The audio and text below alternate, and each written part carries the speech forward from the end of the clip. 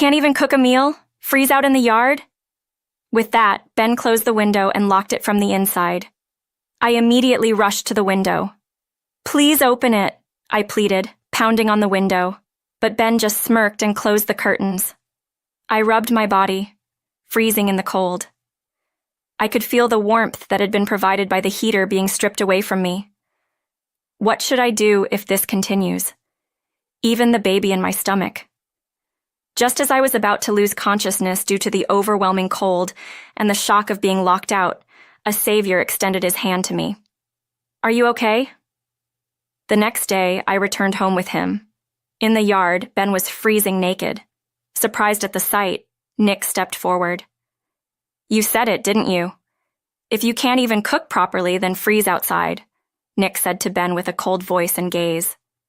Ben, who had been freezing in the yard, couldn't even respond properly. I'll call an ambulance out of the last shred of mercy and want to say anything to him before they arrive. Nodding to his words, I took a step closer to Ben. My name is Anne. I'm a 28-year-old housewife. My mother passed away from an illness shortly after I started working, and then my father followed her, dying suddenly from a heart attack. As an only child, I was left alone, and I tried to fill the void by throwing myself into work. Are you okay? You seem to be pushing yourself too hard. Ben, my husband, was the one who spoke to me. Ben was someone who would comfort my grieving heart, a person who would support me when I cried alone. After I had calmed down, he approached me, and we started dating. After a few years of dating, we got married. I'm so happy for you, marrying such a lovely woman. Ben has brought home a wonderful woman, said Mike. After getting married, I started living with my in-laws. I had a good relationship with my in-laws. I saw on TV the other day that a new cafe opened near the station. Let's go there together sometime. Yes, I'd love to, especially with Jane, I said. I hit it off well, going out to eat together once a week. I also got along well with Mike, who loves cooking, and we sometimes cook together in the kitchen. I'm happy you get along with my family, though Nick can be a bit troublesome, right? Not at all. I didn't talk much with Nick, my brother-in-law, because he works from home and often stays in his room. However, I was interested in his work, and when I asked about it, he kindly explained it to me. In this way, I got along well with my in-laws.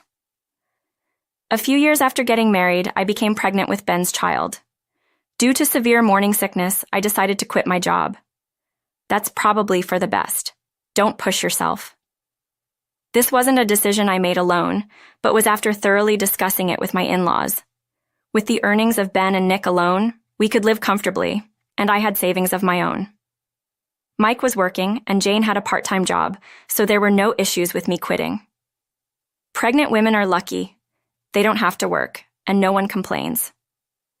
Recently, Ben started to complain about it. He was present at the discussion, and at the time, was the first to suggest I should quit, acting all high and mighty with no job. Who's acting high and mighty? When have I ever ordered you around?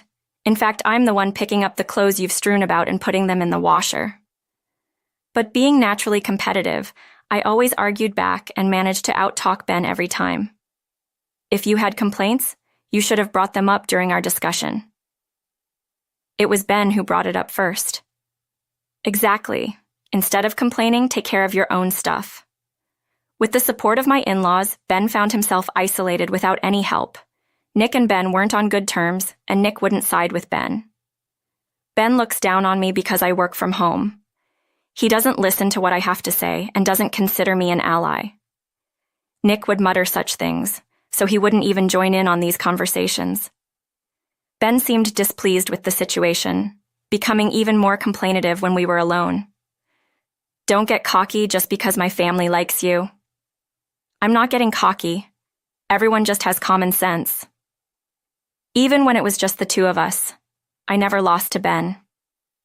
However, as morning sickness began to set in, I found myself losing the energy to argue back. Being pregnant isn't an illness. If you're not working, you're no different from a nit. I agree that pregnancy isn't an illness, but Anne is risking her life to nurture a life. That alone is work enough. Nick came to my rescue. He would quickly come to my aid whenever Ben complained and report to my in-laws. While Ben was being scolded by my in-laws, he took care of me. It's hard to tell who the dad is here, I muttered, stroking my belly. Well, with my in-laws keeping watch, maybe Ben will change eventually. Until then, I had believed in Ben. Oh, Ben's not back yet. Back yet. Seems like it. Just then, Ben started coming home late. He claimed it was overtime, but I couldn't be sure. Even on his days off, he'd say, "I have to work on the weekend. It's busy, so I'll stay over at the company." And sometimes he wouldn't come home. Honestly, I suspected Ben of cheating. My in-laws thought the same, and we divided tasks to gather evidence, but it was hard to come by. He only went in and out of the company, and there didn't seem to be any specific woman involved. "It's hard to know what's going on inside the company," I said. I asked his colleagues, but they said there wasn't anything unusual. And don't push yourself. Around that time, my morning sickness worsened, and I couldn't do any household chores. But it wasn't a problem since Mike did the cooking and Jane took care of the other chores, with Nick also helping out. Aren't you ashamed, lying around doing nothing as a housewife? What's the point of you being in this house? Ben would wake me up in the middle of the night to say such things. Seeing his parents doing the chores, I frowned. "A guy who does nothing as a husband has no right to say that," Nick argued back.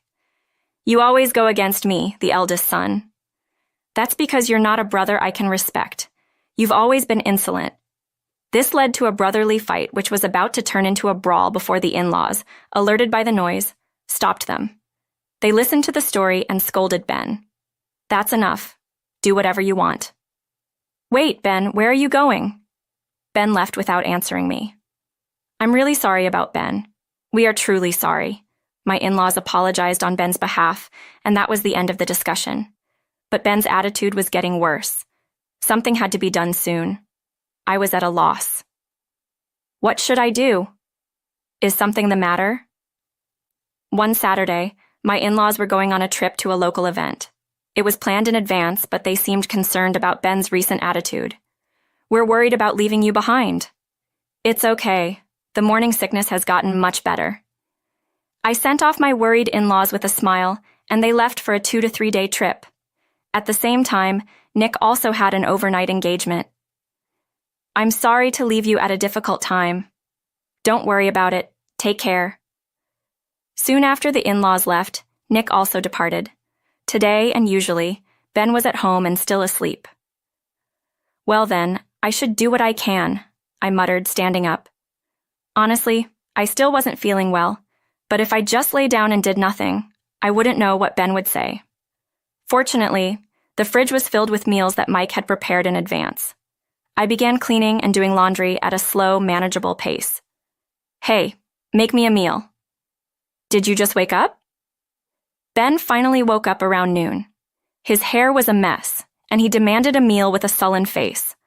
While I was taken aback, I took out one of Mike's prepared meals from the fridge. "What's that?" "You mean Mike's prepared meal? You're a housewife and can't even cook." Hearing that made me instantly angry. Why should I be spoken to like that? Whose child do they think I'm carrying? I don't deserve to be treated like this. "I'm sorry, but right now my job is to protect the child in my stomach. Looking after adults is secondary." "How dare you speak to your husband like that?" Just as Ben yelled at me, the door opened. Standing there was Nick. I could hear the yelling from outside. "You shut in?" Ben glared at Nick, muttered an insult, and went back to his room. It seemed like he made some noise before apparently leaving. Nick sighed at that. "Are you okay?" "Yes, but what brings you here?" "I came back for something I forgot," Nick said, looking worried. Seeing his expression reminded me of Jane, and I couldn't help but give a wry smile. "It's okay. Really, go on. Off you go." "I'll be back." Nick looked at me with concern, hesitated, then left. Where did the Ben I first met disappear to? If things continue this way, divorce. But I still want to be family with my in-laws. Feeling tired, I decided to lie down for a bit. Closing my eyes, I soon fell into a deep sleep. It's time to wake up. I woke up hastily, meeting the eyes of a smirking Ben. I had fallen asleep completely, expecting to be scolded by an exasperated Ben. I'd let you sleep, but it's evening already. Contrary to my expectations, Ben spoke to me kindly. Surprised, I stared at him. I've prepared dinner, so come eat once you're fully awake. Saying that, Ben left. A blanket was covering my body. Had been with that question in mind, I headed to the kitchen. There, Mike's prepared meals were warmed up, ready to eat. I'm sorry, Anne. Ben, I was happy to hear we were having a child, but I became incredibly anxious and took it out on you. This is my apology, Ben said, offering me a cake. Honestly, this gesture alone couldn't make up for his previous behavior, but I was genuinely happy he apologized for the moment. I decided to forgive him, and we enjoyed the meal together. Look, it's starting to snow. Oh, really? Let's go have a look, Ben suggested, heading towards the balcony. Amused by his childlike behavior, I followed him. Indeed, in the dark of the night, the sight of white snow falling was beautiful. Coming from a region where it rarely snows, this was a fresh experience for me, and I carelessly moved closer. Here, let's open the window a bit. No, it's cold. You'll be fine if you wear a jacket, Ben said, putting a jacket on me and opening the window. The cold air rushed in, and as I shivered, he pulled me by the arm. Huh? Before I knew it, I was outside. Turning around, I saw Ben smirking maliciously. A housewife who doesn't do housework is a failure as a wife. Reflect on that overnight. Huh? What are you talking about? I can't even cook a meal? Freeze out in the yard with that, Ben said as he closed the window and locked it from the inside. I immediately rushed to the window. Please open it. I pounded on the window, but Ben just smirked and closed the curtains. I rubbed my body, freezing from the cold. I could feel the warmth that had been provided by the heater being stripped away from me. What should I do if this continues? Even the baby in my stomach. Just as I was about to lose consciousness due to the overwhelming cold and the shock of being locked out, a savior extended his hand to me. He then helped me into his car. Why are you outside on a night like this? The one who helped me was Nick. Nick had cut his stay short, concerned about Ben. Feeling the car's heater warming me up, I exhaled. Just to be safe, let's go to the hospital, Nick suggested, taking me to the hospital. Thanks to Nick's quick action, fortunately, both the baby and I were fine. While I was being examined, Nick apparently arranged for a hotel stay. We were able to stay at the hotel, but Nick left for somewhere else. I'm really glad you're going to be a strong child. I caressed my belly with relief for having arrived at the hotel safely. I was truly glad nothing had happened. Exhausted from everything that had happened, I lay down on the bed and fell asleep. And are you okay now? Yes, thank you so much. No problem. Shall we go then? The next day, I returned home with him. In the yard, Ben was freezing, naked. Surprised at the sight, Nick stepped forward. You said it, didn't you? If you can't even make a meal, freeze outside, Nick said to Ben with a cold voice and gaze. Ben, freezing in the yard, couldn't properly respond. I'll call an ambulance, Nick said, out of the last shred of mercy, and wanted to say anything to him before they arrived. Nodding to his words, I took a step closer to Ben. You almost caused our unborn child serious harm. I will never forgive you. Be prepared. Then Ben was taken to the hospital, and I asked Nick what had happened the night before. After dropping me off at the hotel, Nick returned home alone. He found Ben and a woman who appeared to be his mistress naked in the living room. It seemed he invited his mistress over, thinking we wouldn't be home. Out of the way, he felt completely at ease. Enraged, Nick apparently threw Ben out naked. See who the real trash is after spending the night outside, he said. Then after intimidating the frozen mistress into giving up evidence, Nick forcibly sent her back to her own home. Apparently the mistress had a family too, and by the time everything was reported, dawn was breaking. Nick took a nap in the car and then came to pick me up. My parents have been informed. They'll be coming home today, Nick said with a kind smile, staying close to me until my in-laws returned. It's okay now, Nick. Thank you so much. No, I just did what anyone would. Thanks to him, I felt safe staying at home. I'm so sorry. We're truly sorry for what Ben has done. Upon their return, my in-laws immediately scolded Ben. It was decided that Ben would pay me compensation and child support before being kicked out. I'm sorry. It was a moment of folly. I truly love only you. Ben pleaded with me, but I ignored him. Just stop with your foolishness. Don't look at me with those eyes. Then Ben flew into a rage and hit me. Enough, you idiot. Nick caught his hand, with Mike joining in. Ben was overwhelmed, and I just gave in to temptation and embraced Nick. Jane watched him being driven away. He remained pitiful to the end. That's all I thought about. Ben, Nick is really strong considering what had just happened, and how he managed to throw a grown man outside.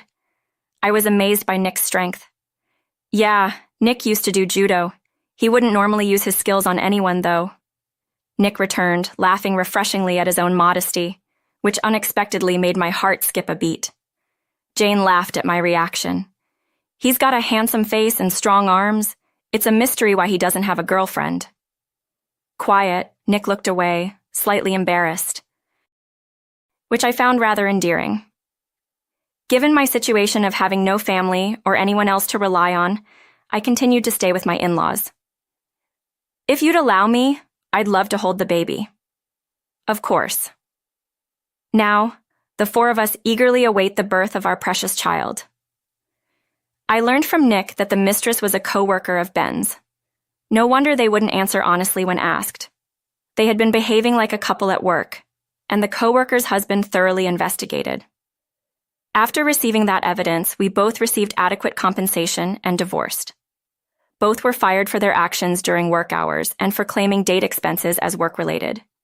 The reason I know this is because as I begged him, "Please forgive me," Ben came back to the in-laws' house. He pleaded for help, but my in-laws said, "How dare you show your face here? Don't burden us anymore. Never show us your face again." They drove him away with unanimous disapproval. Through it all, Nick was the most dependable, and I found myself drawn to him. Thank you for all your help. No problem. Wanting to help someone you like is natural, right? Huh? Nick's face turned red and so did mine, influenced by his reaction. Then I realized that Nick had liked me for a long time. Everyone seems to react negatively when I talk about my job, but you always listened earnestly. Seeing you interested in what I had to say, but you were Ben's wife, so I thought I should keep these feelings hidden, he said, looking down, causing me to look down as well. I had no idea he felt that way about me. Honestly, I'm not ready to be in that kind of relationship with anyone right now. I understand. But if you can wait a bit longer, I'd like to respond to those feelings. He looked up at my words, then he smiled at me. Yes, I'll do my best to appeal to you from now on. I'll be ready. Our interaction was fully observed by my in-laws, making dinner that night an extravagant affair. Finally, Nick has a girlfriend. Stop it!